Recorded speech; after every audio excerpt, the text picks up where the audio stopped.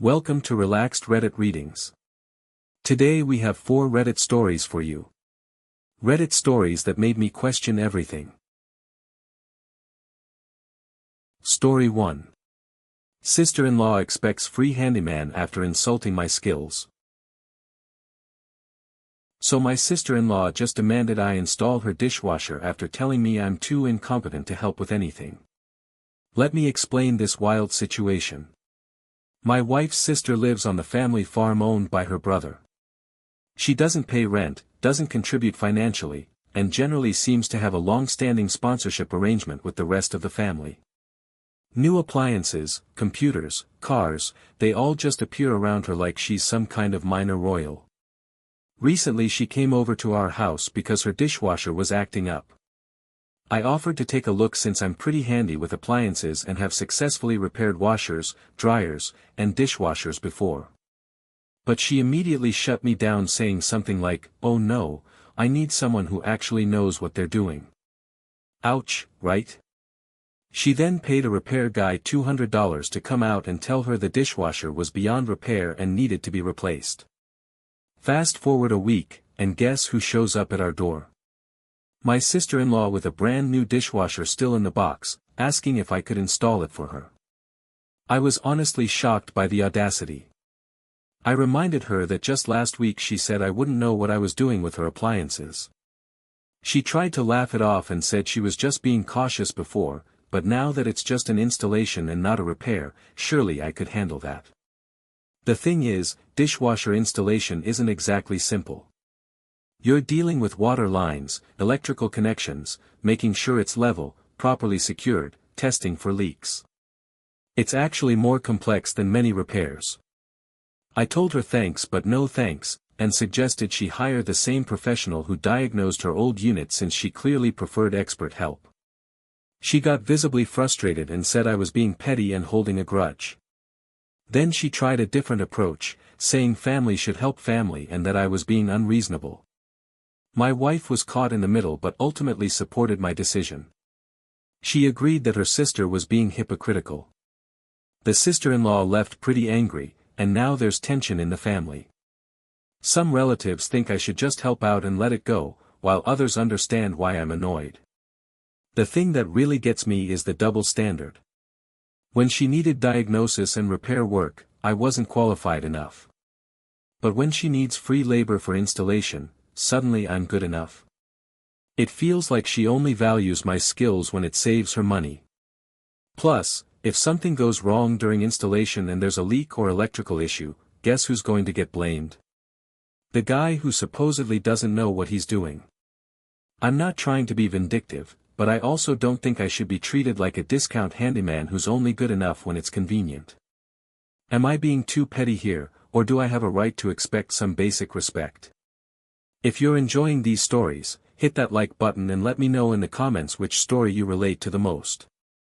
Story 2. My pregnant girlfriend refuses to buy Pepcid at a gas station. So my pregnant girlfriend just had a complete meltdown at a gas station over $5 Pepcid, and I'm honestly confused about whether I handled this right. Let me paint the picture for you. I was out getting a late dinner with my girlfriend who's 5 months pregnant. The acid reflux has been absolutely kicking her butt lately. Before we even got to the restaurant we were going to, this Coney Island place, she started feeling that burning sensation creeping up. And if you live in Michigan, you know every Coney serves basically quick greasy food, which was just going to add fuel to the fire. By this time, all the CVS and Walgreens were closed, so she asked me to stop at a gas station to grab some Pepcid. I'm thinking no big deal, right? We go into this gas station and find the Pepcid, but it's like $5 for a tiny pack. She immediately starts complaining about how overpriced it is and how it's such a ripoff. I get it, gas station prices are inflated, but she's literally in pain and we need it now. I tell her, look, it's not ideal but we don't have other options right now. The regular stores are closed and you're uncomfortable. Let's just get it. But she's having none of it. She starts going on about how it's highway robbery and she refuses to pay those prices out of principle. I'm standing there thinking, okay, but what's the alternative? You're pregnant, you're in pain, and we're about to eat greasy food that's going to make it worse. She puts the Pepcid back on the shelf and says she'll just deal with it. I try to reason with her, saying I'll pay for it, it's not that big of a deal, but she's gotten herself all worked up about being ripped off. So we leave empty-handed and go to dinner. The entire meal, she's miserable. She can barely eat because of the acid reflux, she's complaining the whole time, and honestly it ruined the evening for both of us. I kept thinking, we could have avoided all this for $5. After dinner, she's even more uncomfortable and now she's upset that we didn't just buy the Pepcid. I'm like, I tried to tell you that, but you wouldn't listen. She says I should have just grabbed it and paid for it without asking her. But here's the thing, she specifically put it back and said no. Was I supposed to override her decision and just buy it anyway? That seems kind of controlling, right? The next day she's still bringing it up, saying I should have just handled it and not let her suffer out of principle. But I feel like if she's old enough to be having a baby, she's old enough to make decisions about whether to buy overpriced antacids. I offered to pay, I tried to convince her it was worth it, but ultimately she's the one who said no. Now I'm wondering if I should have just been more assertive and bought it despite her objections. Maybe pregnancy hormones were affecting her judgment and I should have stepped in. But that also feels weird, like I'm treating her like she can't make her own decisions. What do you think? Should I have just bought the Pepcid anyway? Story 3. Stranger at a brewery overshared her entire life story. So I just accidentally made a stranger cry at a brewery, and now I'm wondering if I'm a terrible person. Here's what happened. I went to see a friend's band play at this casual outdoor brewery. I ended up sitting next to this woman who seemed really friendly, and since I'm pretty extroverted, I struck up a conversation. Turns out we're tangentially connected through the band, so I figured why not keep chatting even after the music wrapped up. Big mistake. Through the course of our conversation, I learned way too much about this woman. And I mean way too much. She told me about childhood abuse, escaping from what sounded like a cult, medical neglect, untreated mental health issues, financial problems, relationship drama, family estrangement, the works. This was all within like an hour of meeting her. I'm sitting there thinking, this is a lot of heavy stuff to dump on a complete stranger at what's supposed to be a fun, casual evening. I tried to be polite and sympathetic, but honestly, it was becoming overwhelming. She was getting more and more intense with each story, and I could tell she was treating me like some kind of therapist. The thing is, I came out to relax and enjoy some music, not to provide crisis counseling to someone I'd never met. I started giving shorter responses, hoping she'd pick up on the social cues and maybe dial it back a bit. But she just kept going deeper and deeper into these really personal, traumatic experiences.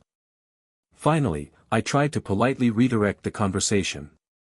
I said something like, "Wow, you've really been through a lot.